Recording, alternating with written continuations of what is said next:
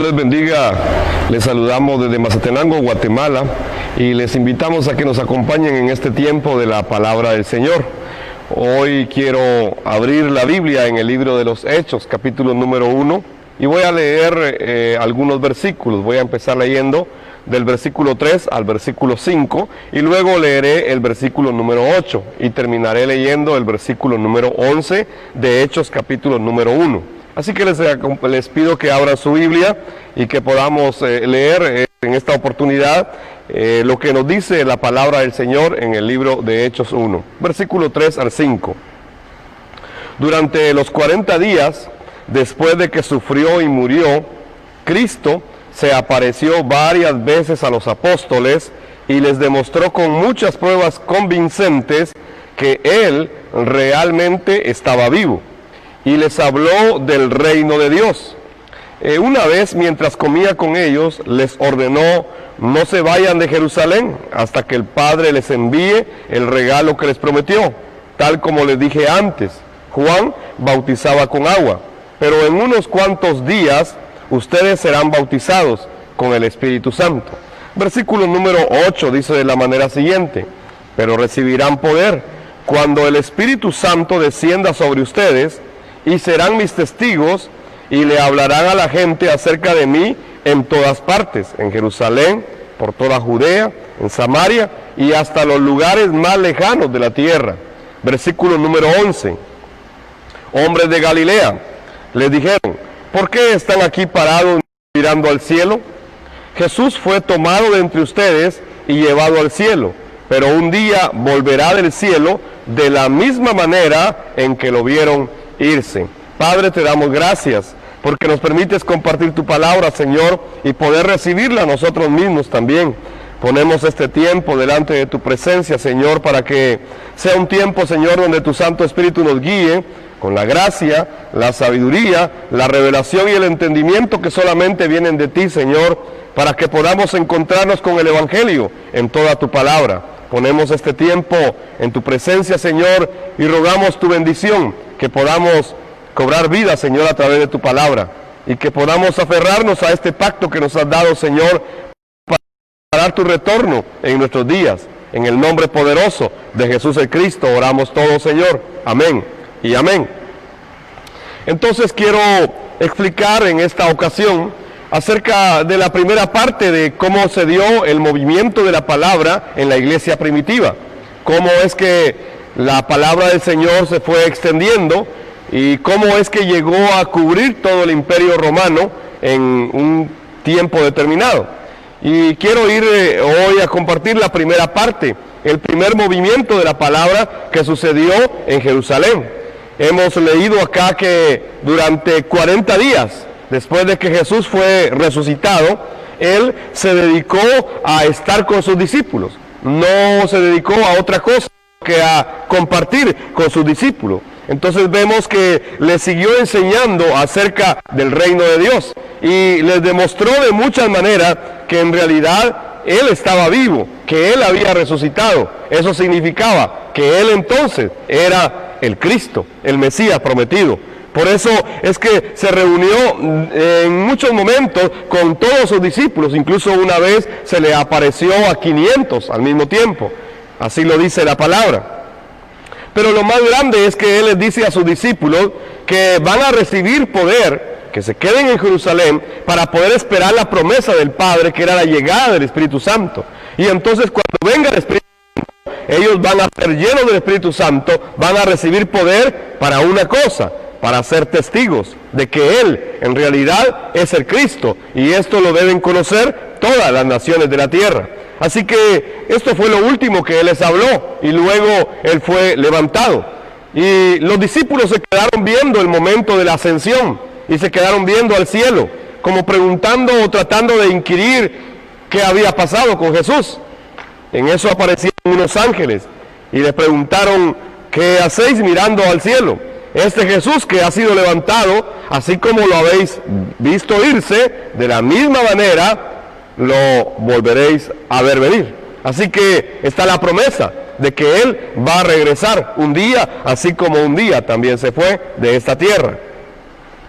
Si vemos entonces, después de resucitar 40 días, estuvo Jesús, el Cristo, haciendo movimientos de la palabra con los discípulos. En estos movimientos de la palabra, dice el verso, Jesús el Cristo se apareció varias veces a los apóstoles y les demostró con muchas pruebas convincentes que realmente Él estaba vivo y les habló del reino de Dios. Primero les demostró que Él era el Cristo, que se había levantado de entre los muertos, que había resucitado, y también les habló acerca del reino de Dios. Dentro de todos esos movimientos de la palabra, durante 40 días, le recordó la promesa del Padre, es decir, la llegada del Espíritu Santo. Quédense en Jerusalén hasta que llegue la promesa de mi Padre. Tal como Él se los dijo, así va a venir el Espíritu Santo. Les habló también de que serían testigos para la evangelización mundial, que ellos iban a dar a conocer este evangelio de que Él era el Cristo cuando llegara el poder del Espíritu Santo. Y entonces iban a llenar todas las partes del mundo, hasta los confines de la tierra, les dijo. También podemos ver que los ángeles les dieron la nueva promesa después de que Él se había ido. Los ángeles se pararon frente a los apóstoles, frente a los discípulos, y le dijeron, este Jesús, así como se fue, va a regresar. Es decir, también las tres cosas que la iglesia primitiva tenía, básicamente era lo siguiente. Ellos en primer lugar creyeron que ese Jesús era el Mesías, entonces, que ese Jesús que había resucitado, en realidad era el Mesías Cristo, y entonces era la respuesta al problema espiritual de toda la humanidad. Ellos habían llegado a entender que Jesús era el Mesías Cristo prometido, y que no había venido a establecer un reino terrenal, sino que en realidad Él había venido para resolver el problema espiritual de toda la humanidad, y que ahora había sido levantado a la diestra del Padre. Sin embargo, ellos se reunieron en el aposento alto, y esto era la segunda cosa que tenían. En realidad, ellos tenían una promesa. No solamente habían creído que Jesús es el Cristo, esto era lo primero, pero se reunieron para orar, esperando la promesa del Espíritu Santo. No es que oraron porque se sanara a Pedro, no es que oraron para que María fuera consolada porque habían crucificado a su hijo, no oraron por estas cosas humanas. Ellos oraron por una sola cosa, para que se cumpliera la promesa del Espíritu Santo y fueran llenos y se convirtieran ellos en testigos de que Jesús es el Cristo. Entonces, cuando vino esto, dieron su vida para cumplir la evangelización mundial a través de los movimientos de la palabra en la iglesia primitiva. Podemos ver entonces, tenían el evangelio, creyeron que Jesús era el Cristo. Segundo, ellos oraron. ¿Oraron para qué? Para esperar la promesa. Así que tenían una promesa, tenían el evangelio, tenían una promesa. Y tercero, dieron su vida para hacer la evangelización mundial. ¿Qué necesita hoy la iglesia? O mejor dicho, ¿qué le falta hoy a la iglesia? Porque la iglesia, en primer lugar, no tiene claro el evangelio. En segundo lugar, oran pero para otras cosas. No están orando ni siquiera para que se cumpla la promesa de que Cristo retorne en sus días. Y tercero, tampoco están dando su vida para cumplir el pacto de la evangelización mundial. Entonces, estas tres cosas que la iglesia primitiva tenía son las tres cosas que hoy le faltan a la iglesia en todo el mundo en realidad.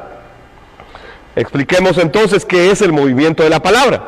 Si Jesús hizo movimiento de la palabra durante 40 días con sus discípulos, y para eso se apareció frente a ellos, para compartirles que Él era el Cristo, que era lo que les compartía acerca del reino de Dios, y que Él era el Rey, que Él era el Cristo, había resucitado, el Mesías prometido, durante 40 días. Pero luego los discípulos empiezan a hacer lo mismo, y empiezan a hacer movimientos de la palabra. Hechos 5:42 dice que cada día en el templo y casa por casa seguían enseñando y predicando este mensaje. ¿Cuál mensaje? Que Jesús es el Cristo. Este era el mensaje que Jesús llevó, fue el mensaje acerca del reino, y también es el mensaje que los discípulos y apóstoles de la iglesia primitiva siguieron predicando. Entonces llamamos movimiento de la palabra a la acción de llevar a los campos de misión el mensaje del evangelio. Eso es el movimiento de la palabra, es llevar el evangelio de la Biblia, el mensaje de que Jesús es el Cristo, el Mesías prometido. Esto es el evangelio, en realidad. Entonces, el movimiento de la palabra no es otra cosa que llevar el evangelio al campo de misión, llevarlo al campo y que la gente escuche y pueda creer que Jesús es el Cristo. Este es el evangelio según la Biblia. Y luego, si nosotros compartimos este evangelio y lo vamos dando, y vamos enseñando que Jesús es el Cristo, el Mesías prometido, que resuelve el problema espiritual, el que hace que el reino de Dios venga a esta tierra, vamos a encontrar a los discípulos. ¿Y quiénes son ellos? Ellos que creen este fundamento y entonces se encargan de hacer la evangelización mundial para preparar el retorno de Cristo en sus días. Es decir, creen que Jesús es de Cristo, el evangelio, y luego se encargan de hacer la evangelización mundial con el evangelismo de la Biblia, no con otro método humano, no con alguna estrategia celular, alguna estrategia de grupos familiares, no, sino con el evangelio y de acuerdo al evangelismo según la Biblia. ¿Y para qué hacen todo esto? ¿Por qué tiene que suceder estos movimientos de la palabra? El cumplimiento de la promesa de la venida de Jesús, de Cristo nuevamente, y con ello, de verdad, estarán preparando la llegada del reino a la tierra, la llegada del rey, el retorno del rey, la restauración de todas las cosas, que al final es el fin de la Biblia. Así que podemos ver entonces que el movimiento de la palabra tiene tres cosas. Primero, entender el evangelio, tener claro el evangelio, y eso solo es posible a través de la revelación. Lo segundo es que con este evangelio hay que cumplir el evangelismo de la Biblia, es ir al campo y compartir este evangelio y encontrar a los discípulos, aquellos que creen que Jesús es de Cristo, y entonces se encargan de cumplir el pacto de la evangelización mundial para preparar el retorno de Jesús de Cristo en nuestros días, porque al final esto es lo que va a traer la restauración de todas las cosas, que es el fin de la Biblia. Esto es el movimiento de la palabra, para poder explicarlo. Entonces cabe la pregunta: ¿debemos orar entonces por esto? ¿Debemos orar por esto? Algunos dicen que ya no hay que orar, que ya todo está hecho. Pero la Biblia sigue diciendo que sí hay que orar. Claro que sí. Si yo leo Colosenses, capítulo número 4, versículo 3 al 5, dice: oren también por nosotros, para que Dios nos dé muchas oportunidades para hablar de su misericordioso plan acerca de Cristo. Por eso estoy aquí en cadenas. Oren para que pueda proclamar este mensaje con la claridad que debo hacerlo.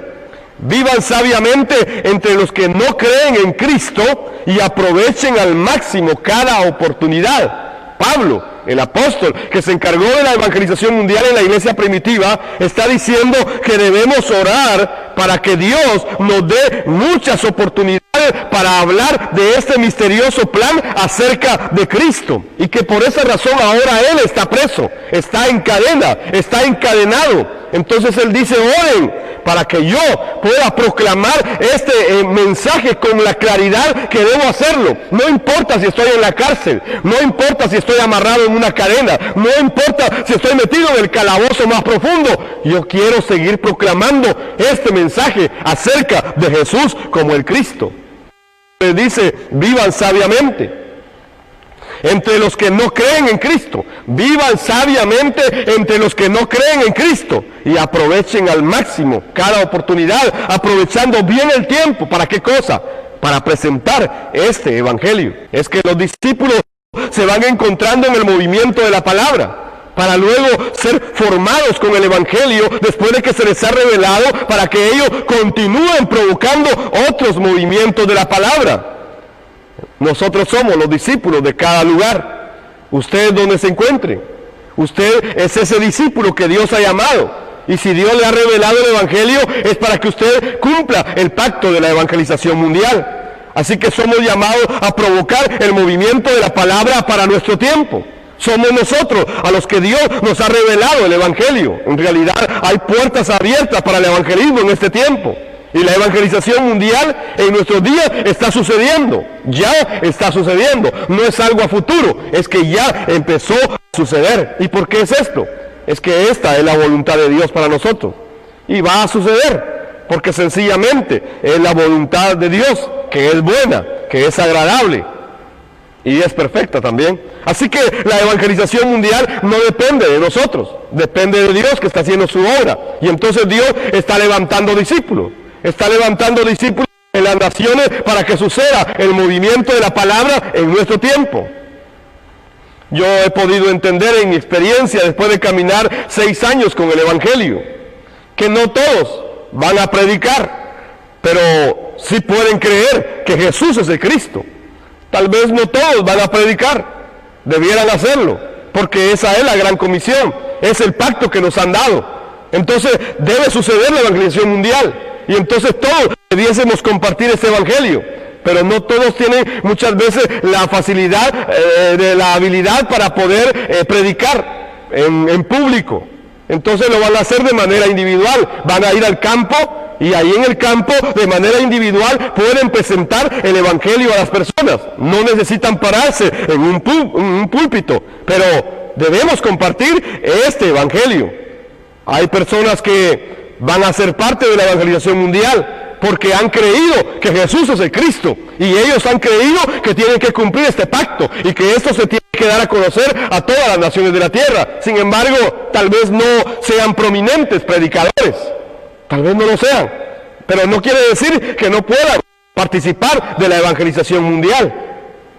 Veamos algún ejemplo de la Biblia. Lucas era un médico, se llamaba Lucano, el médico Lucano. Él es el que escribe el Evangelio de Lucas y escribe el libro de los Hechos. Es un hombre profesional, es un hombre académico de su tiempo, es un médico. Así que este hombre llamado Lucano, o el doctor Lucas, nunca lo encontramos predicando. Usted puede ver toda la Biblia y no dice que Lucas se haya parado frente a una multitud y haya predicado el Evangelio. No lo dice sencillamente. No aparece Lucas predicando por ningún lado de la Biblia. Sin embargo, de verdad, vemos que él escribió el Evangelio de Lucas y el libro de los Hechos. Así que ese hombre no predicaba públicamente, pero escribió estos 2 libros. Entonces algunos van a ser usados por Dios de otras maneras. Algunos van a ser usados, por ejemplo, en la evangelización mundial, van a aportar económicamente. Y tal vez no salgan a predicar públicamente, pero estarán creyendo que Jesús es el Cristo. Y esto los va a llevar a cumplir el pacto de la evangelización mundial. Entonces van a proveer economía. Cuando estuve en Corea en el año 2015, para conocer el movimiento en la iglesia de Corea, tuve una reunión más o menos con 30 empresarios.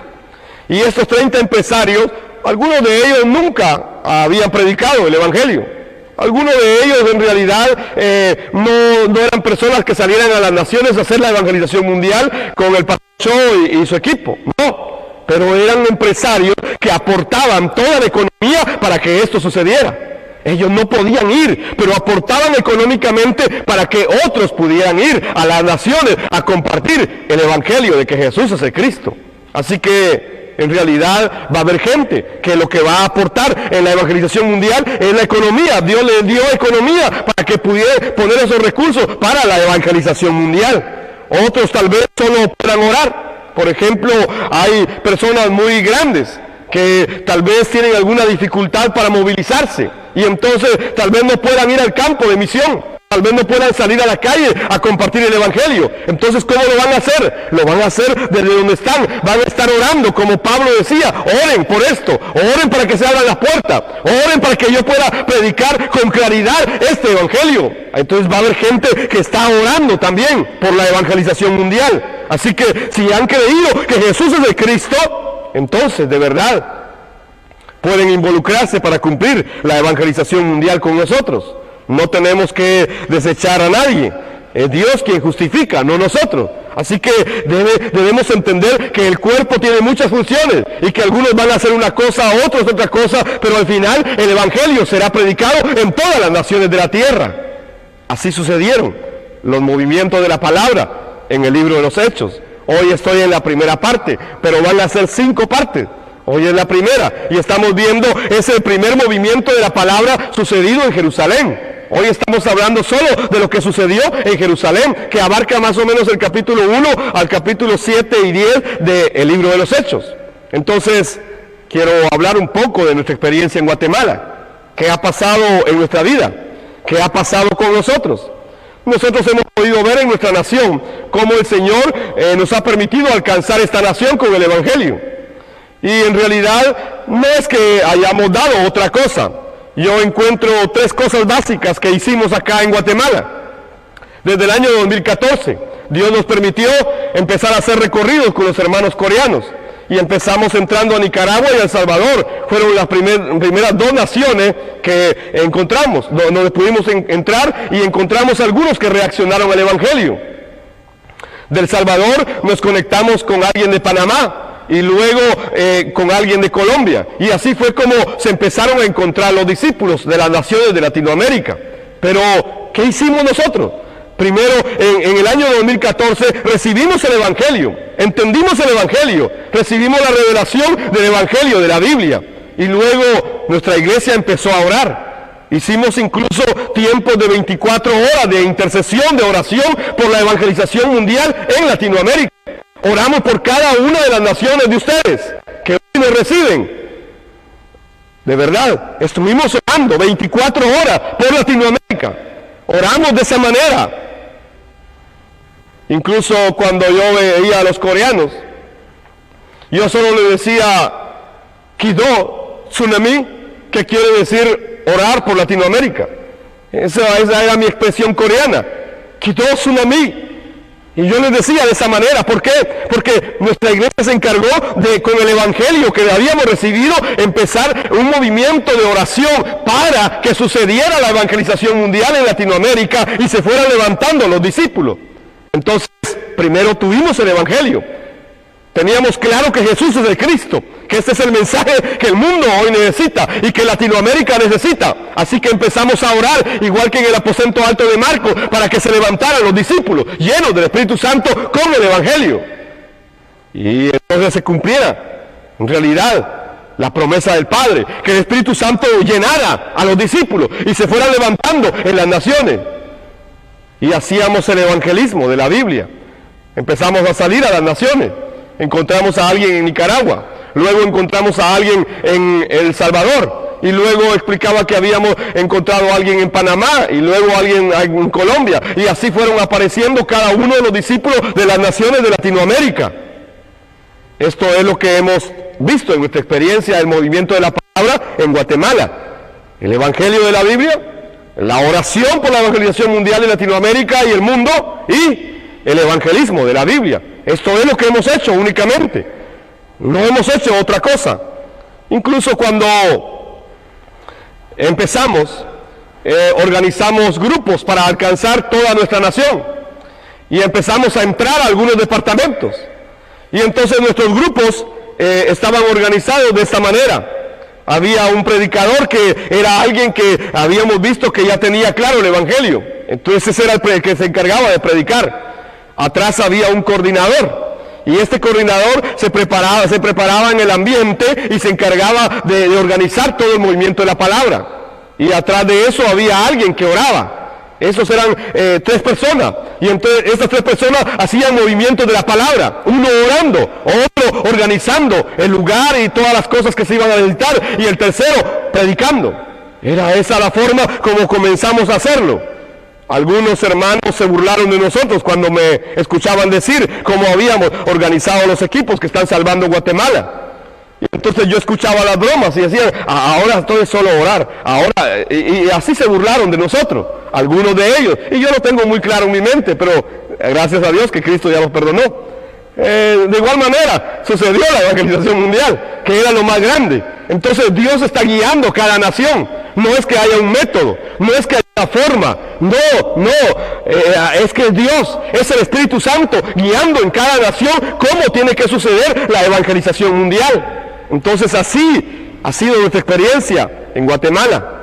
Con estas 3 cosas, Dios está salvando Guatemala y está salvando el mundo también. Así que no se trata de levantar discípulos para nosotros, sino discípulos para Cristo. Eso es lo que nos debe guiar claramente. No estamos buscando llenar un templo. No estamos buscando que gente se nos adhiera, que nos siga, que respalde lo que yo digo. No. Estamos sencillamente compartiendo el Evangelio para que se levanten los discípulos del Cristo. Eso es lo que estamos haciendo. Dios nos ayude a caminar de esa manera y que podamos cambiar la vieja mentalidad que traemos y nos haga entender que Jesús es el Cristo, el ungido, y no nosotros. Porque muchas veces podemos llegar a creer que nosotros somos los llamados, los ungidos. Entonces estamos cometiendo un grave error. Solo Jesús es el Cristo. Solo Jesús es el ungido, no nosotros. Así que Dios no nos llamó a levantar discípulos para nosotros, mis amados hermanos. No. Eso es grave.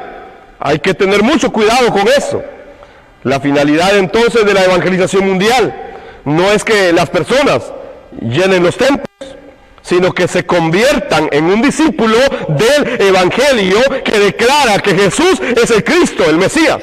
Esto es lo que vemos en Hechos 2:42 o en Hechos 5:42. Estos dos pasajes hacen referencia a que los discípulos en el templo y por las casas no cesaban de predicar y de enseñar el mensaje de que Jesús es el Cristo. Esta era la enseñanza de los apóstoles también. Entonces se dedicaban a la enseñanza de los apóstoles. Así que en el templo se enseñaba que Jesús es el Cristo. Y en las casas se enseñaba que Jesús es el Cristo. Y en las reuniones que tenían se enseñaba que Jesús es el Cristo. En todos lados se seguía enseñando que Jesús es el Cristo. Esta era la enseñanza de los apóstoles. Un movimiento de la palabra entonces, quiero aclarar, no es un estudio bíblico. Porque esto ha pasado en algunos lugares, en algunas naciones. Hemos visto que en realidad el movimiento de la palabra se volvió un estudio bíblico. Un estudio para que los demás crean lo que yo pienso, lo que yo argumento acerca del Evangelio. Esto no es un estudio bíblico. Tal vez no está claro que es un movimiento de la palabra, pero no es un estudio bíblico. De verdad, no es que yo me pase 4 horas enseñando un estudio bíblico para que los demás lo tengan preciso y lo tengan claro. No, el movimiento de la palabra no es un estudio bíblico. Tampoco es un momento de entretener o de enseñar la doctrina de una denominación. No se trata de eso, mis amados hermanos. Esto no es el movimiento de la palabra. No es que, ahora voy a usar este tiempo del movimiento de la palabra para enseñar la doctrina de mi iglesia, o de lo que yo creo, o de lo que yo pienso. No se trata de eso. El movimiento de la palabra no es eso. No es enseñar doctrina. No es tampoco evangelizar por evangelizar a la gente. No se trata de eso. No es un adoctrinamiento para los que están conmigo, o los que se me han pegado, o los que me siguen. Tampoco ese no es el movimiento de la palabra. Parece que algunos no entendieron bien esto. Por eso lo estoy volviendo a enseñar. Entonces, en realidad, el movimiento de la palabra no es una reunión social tampoco de hermanos. No es que nos vamos a tomar un cafecito y vamos a hablar del Evangelio. No. O sea, el movimiento de la palabra no es una reunión social de confraternidad o de amor o de intercambio social. No, eso no es el movimiento de la palabra tampoco.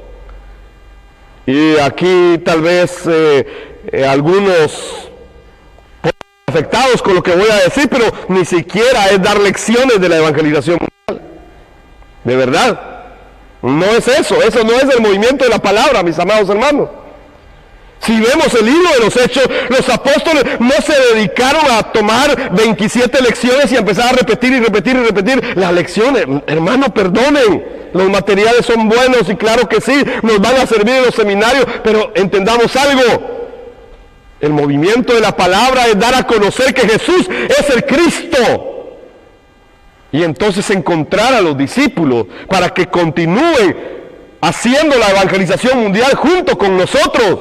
No es entretenernos entre nosotros, sino que es dar el Evangelio para encontrar a esos discípulos que puedan entender y que puedan creer esta verdad del Evangelio de que Jesús es el Cristo, y entonces se encarguen de la evangelización mundial. Esto es el movimiento de la palabra.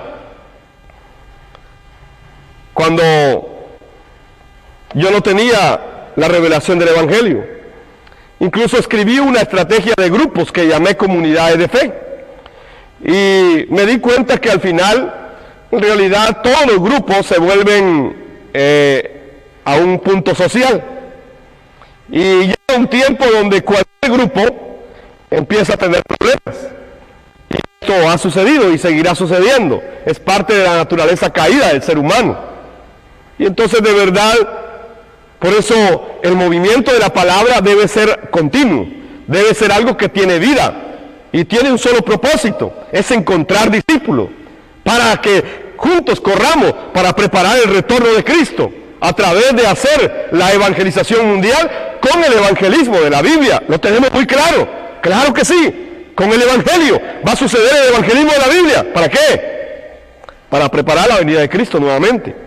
Entonces, esto es el movimiento de la palabra. No se trata de levantar discípulos para mí, sino levantar discípulos del Cristo para que se encarguen del pacto de la evangelización mundial.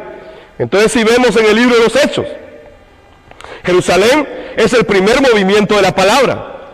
Ellos habían recibido la promesa del Señor. Claro que sí, va a venir el Espíritu Santo.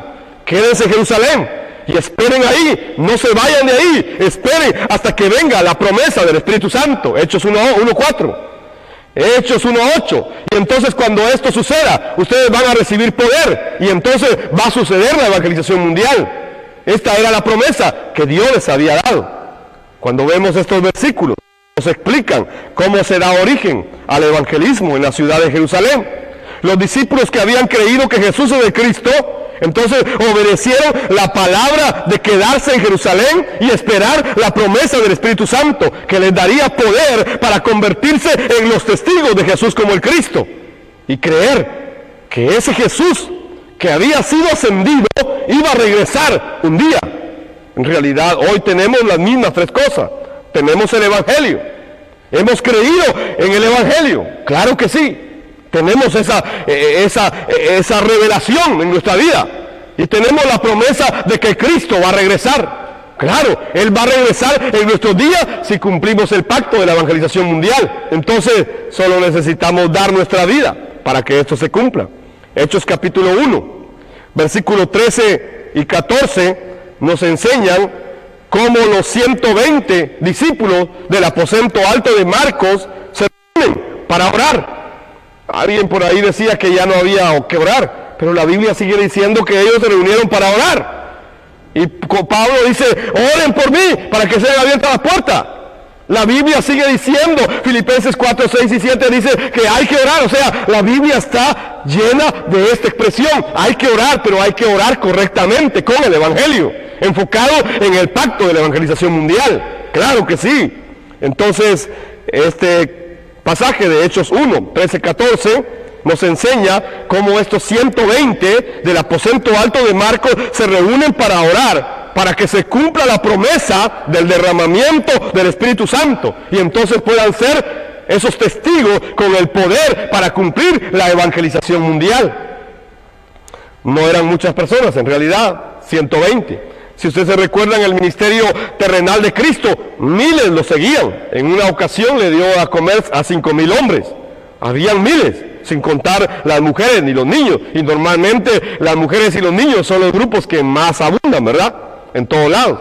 Entonces, en realidad, estos eran miles. Pero solo 120 están reunidos en el aposento alto de Marcos. No es que fueran muchas personas. Tampoco es que tuvieran muchos recursos, no es que fueran millonarios, no es que fuera gente que tuviese grandes recursos para cumplir la evangelización mundial. Es más, algunos de ellos lo habían dejado todo, no tenían ni siquiera recursos, algunos de ellos. Así eran estos 120.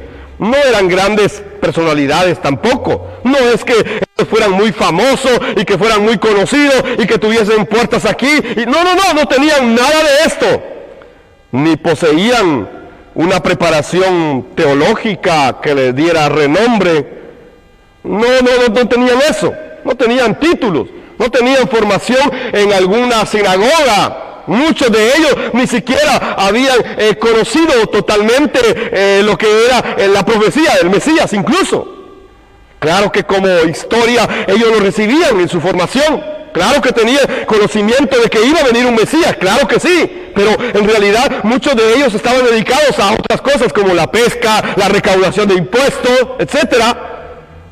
Es decir, estas personas eran personas sencillas, que creían que Jesús era Cristo y tenían la promesa del Espíritu Santo y estuvieron dispuestas a dar su vida por cumplir la evangelización mundial hasta los confines de la tierra, como lo dice Hechos 1:8.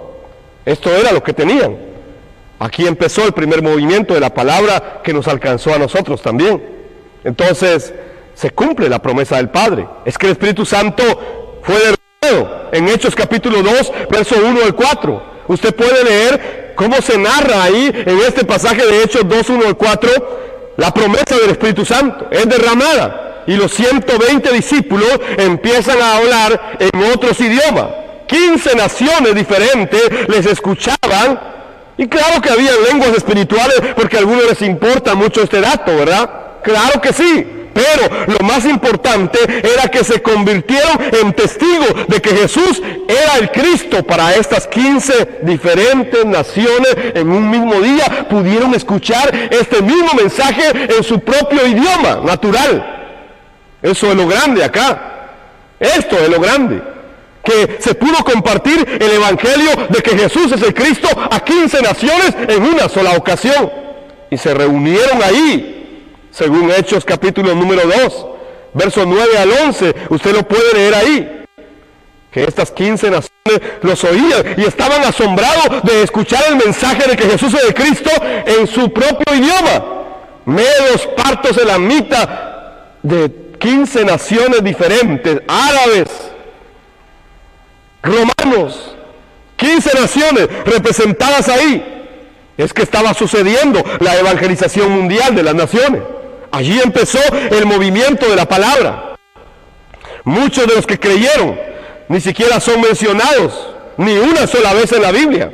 Dice que en esa ocasión, cuando Pedro habla y termina su mensaje, se compungieron de corazón y dijeron: hermanos, amados, ¿qué tenemos que hacer? Y entonces dice que cerca de 3,000 se convirtieron al evangelio, creyeron que Jesús es el Cristo. Pero de esos 3,000, en realidad, la gran mayoría no son mencionados ni una sola vez en la Biblia. Ni una sola vez. No se mencionó ni una sola vez a muchos de ellos. Pero no por eso se les puede desechar. No por eso se dice que no tienen el evangelio. No los desecharon. Muchos de ellos empezaron a predicar en sus naciones, en sus idiomas respectivos. De tal manera que cuando usted mira que viene la persecución, los discípulos encuentran otros discípulos en otras naciones. ¿Y cómo sucedió esto?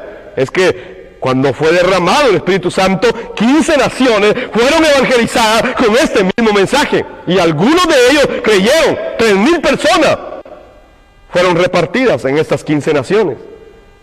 Y en realidad lo que Dios necesita es una persona para una nación. No es que necesite una multitud, no. Pero 3,000 reconocieron que Jesús era el Cristo.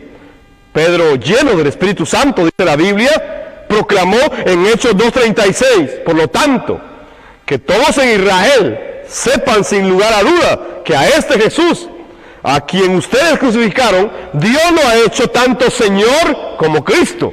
Este fue el mensaje de Pedro en su conclusión: Señor y Cristo. Dios lo ha hecho Señor y Cristo. Esta fue la conclusión del primer mensaje que Pedro da a todos los presentes en el lugar donde se habían reunido los discípulos. Y es el mensaje que se continuaría predicando en cada movimiento de la palabra a partir de ese momento. Entonces, no es algo aislado. El movimiento de la palabra no es algo que sucede aislado. El movimiento de la palabra no es encerrarme con un grupo y hablar de lo mismo. No. El movimiento de la palabra no es algo místico. No es algo que yo pueda estructurar de acuerdo a una experiencia que yo tuve y entonces vuelvo eso algo místico. Y entonces usted tiene que tener la misma experiencia que yo tuve porque a mí me pasó así y entonces a usted le tiene que pasar igual. No es algo místico. El movimiento de la palabra no es algo místico, no es algo aislado. En realidad no es algo que no produzca fruto. El movimiento de la palabra debe producir fruto. Si vemos entonces, el movimiento de la palabra en Jerusalén no fue solo un evento aislado donde algunos creyeron, sino que se convirtió en el primer movimiento de la palabra que continuó desarrollándose en toda la historia de la humanidad. En Hechos 3, del 1 al 10, vemos a Pedro compartiendo con el cojo de nacimiento que es sanado al recibir y creer que Jesús es el Cristo. Es decir, esto siguió pasando. Los discípulos ahora están dando testimonio de que Jesús es el Cristo. Y Pedro está viendo cómo Dios opera sanidades en ese hombre cojo a través del evangelio que ha recibido. En Hechos 4:4, muchos de los que habían oído el mensaje lo creyeron. Así que el creyente ascendió a un total aproximado de 5,000 hombres, 5,000 a las mujeres y a los niños. La iglesia en realidad estaba haciendo una sola cosa, era presentar el evangelio. Y entonces se empieza a encontrar los discípulos, y con estos discípulos se empieza a cumplir el pacto de la evangelización mundial. Hechos 5, versos 12 al 14, dice: sucedían obras de poder a través del mensaje que los discípulos compartían. Sucedían obras de poder, y claro, hoy muchos están enfocados en las obras de poder, pero no en el evangelio. ¿Pero por qué sucedían las obras de poder? Porque se compartía el evangelio creyendo que Jesús es el Cristo, y entonces sucedían estas obras de poder. Hechos 6 y verso 7 dice: así que el mensaje de Dios siguió extendiéndose. El número de creyentes aumentó en gran manera en Jerusalén, y muchos de los sacerdotes judíos también se convirtieron. Esto era el movimiento de la palabra, no fue un evento más. Los movimientos de la palabra se continuaron desarrollando en toda Jerusalén, y Dios estaba respaldando su palabra con obras de poder. Así que sucedían varias cosas. Dios estaba obrando a través del evangelio. Esto es el movimiento de la palabra, no es algo que no dé fruto. ¿Cuál era entonces el mensaje central que se predicaba? Si lo vemos en Hechos 5:42, Hechos 5:42, y cada día en el templo y casa por casa seguían enseñando y predicando este mensaje: Jesús es el Cristo. Este era el mensaje fundamental, este era el mensaje que ellos daban. Jesús es el Mesías, es el Cristo. Este era el mensaje, no había otro mensaje. Este es el mensaje central del evangelismo en Jerusalén. Así empezó la evangelización mundial, así empezó el primer movimiento de la palabra. Ese mensaje era que Jesús es el Cristo. Esto es el núcleo realmente, o el mensaje fundamental que los discípulos y los apóstoles predicaban, y lo hacían en las casas, en el templo, todos los días. Si usted revisa, era todos los días. No es que hubiese un día donde no se predicaba esto. ¿Y dónde lo hacían? Por el templo y por las casas. ¿Y qué mensaje daban? Que Jesús es el Cristo. Y enseñaban y predicaban. Podían predicar o se podían poner a enseñar, pero no cesaban de hacerlo. Esto es el movimiento de la palabra. Mis amados hermanos, la evangelización mundial entonces debe suceder ahora con nosotros. Todo esto que el libro de los Hechos registra es solo el inicio, pero en realidad ahora debemos preparar la venida de Cristo. Debe suceder la evangelización mundial con nosotros, con este mismo mensaje que debe ser proclamado cada día en los movimientos de la palabra. Es que Jesús es el Cristo, el Hijo del Dios viviente. Pero tengamos claro, no lo vuelvan un estudio de la Biblia, que no se vuelva una entretención más de la iglesia, una actividad más de la iglesia. No, es que el movimiento de la palabra es para dar a conocer que Jesús es el Cristo, y encontrar a los discípulos que crean este mensaje, y entonces puedan encargarse juntamente con nosotros de la evangelización mundial, de su región, de su departamento, de su provincia. Este es el mensaje que les va a servir para hacer esto. Entonces, cuando usted ve un movimiento de la palabra, va a encontrar diferentes tipos de personas. Por ejemplo, va a haber gente que no cree Hay no creyentes que quieren oír el mensaje que usted le lleva. Hay no creyentes, claro que sí. En un movimiento de la palabra puede llegar gente a escuchar el mensaje y esa gente tal vez no ha creído. Claro que sí, pero no por eso lo vamos a desechar. También van a estar los creyentes, aquellos que acaban de creer el Evangelio, también van a estar ahí y no lo tienen claro todavía. Son nuevos creyentes, están empezando a correr en esta fe, pero no por eso los vamos a desechar. También van a haber obreros para la evangelización mundial, que de verdad tienen más claridad en el mensaje y pueden ser muy útiles. Y por último van a haber discípulos también. Van a haber discípulos que ya se han levantado con el Evangelio y tienen la claridad del mensaje de la Biblia. Así que vamos a encontrar diferentes tipos de personas en un movimiento de la palabra. Pero en realidad el movimiento de la palabra va a dar luz a estas personas. Y entonces como consecuencia se van a tener que empezar a levantar iglesias locales que se van a encargar de la evangelización mundial de su región a través de obreros y discípulos que serán levantados con el Evangelio en todas las naciones de la tierra para preparar la venida de Jesús el Cristo. No es que ya no se van a levantar iglesias, claro que sí, eso fue lo que pasó en Jerusalén. Empezaron a salir y se empezaron a levantar iglesias. Claro que sí. El mismo apóstol Pablo establecía ancianos en cada iglesia que se levantaba. Entonces es lo mismo que debe suceder hoy, solo que con el Evangelio claro y preciso del cual nos habla la Biblia. Así que somos llamados nosotros a hacer la evangelización mundial, a ocuparnos en eso, porque esta es la voluntad de Dios. Por lo mismo, es algo que indudablemente va a suceder, la evangelización mundial. Esto va a pasar, esta es la voluntad de Dios. En 2 Timoteo, capítulo 4, versículo 5, leemos: pero tú debes mantener la mente clara en toda situación. No tengas miedo de sufrir por el Señor. Ocúpate en decirles a otros la buena noticia y lleva a cabo todo el ministerio que Dios te dio. Cumple la obra de evangelista. Cumple esto. Esto es lo que Dios te ha dado. Entonces que no te dé miedo esto, que no te dé pena esto. De verdad, si tú tienes el Evangelio, no necesitas que alguien te diga que lo tienes. Es que si el Espíritu da testimonio a tu Espíritu, es que el Evangelio está en tu vida. No necesitamos estructura realmente. No necesitamos organizaciones realmente. Necesitamos orden solamente. Necesitamos caminar en orden, de acuerdo al Evangelio.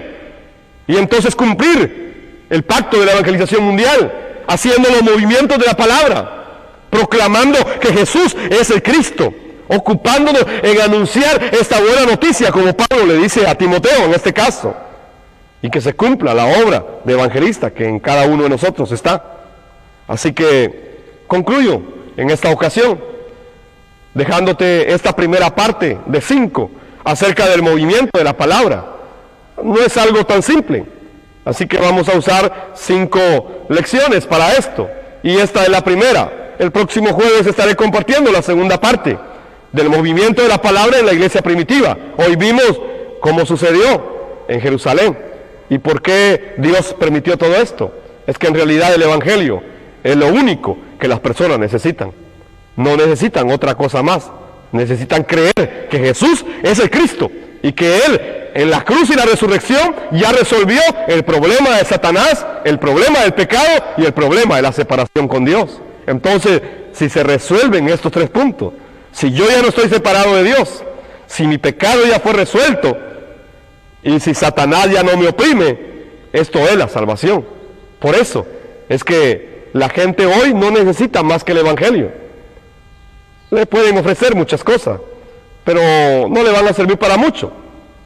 Pero si tiene el Evangelio, en realidad se va a ubicar dentro de la voluntad de Dios y su vida va a cambiar. Así que oro para que ese Evangelio sea revelado a tu vida. Te bendigo y vamos a orar. Padre, te doy gracias porque nos permite, Señor, compartir tu palabra y nos permites entender cómo es que tu Santo Espíritu empezó a obrar en los discípulos en Jerusalén y cómo sucedió este primer movimiento de la palabra, Señor, con el Evangelio que esos 120 habían creído, Señor, y con la promesa de que iba a venir el Espíritu Santo. Y entonces ellos dieron toda su vida para cumplir el pacto que les había dado. Señor, permite que nosotros podamos creer lo mismo y que podamos cumplirlo y que podamos dar nuestra vida, Señor, para preparar tu retorno. Oro, Señor, por cada uno de aquellos que reciben este mensaje. Y te pido, Señor del cielo, que a través de este mensaje puedan encontrarse con el Evangelio, porque al final eso es lo que ellos necesitan. No necesitan una promesa de la Biblia, no necesitan un versículo de la Biblia, necesitan creer que Jesús es el Cristo. Y oro por ellos, Señor, para que puedan creer que es Cristo. Oro todo, Padre eterno, sabiendo que nuestra oración tiene respuestas, en el nombre poderoso de Jesús, el Cristo. Amén y amén.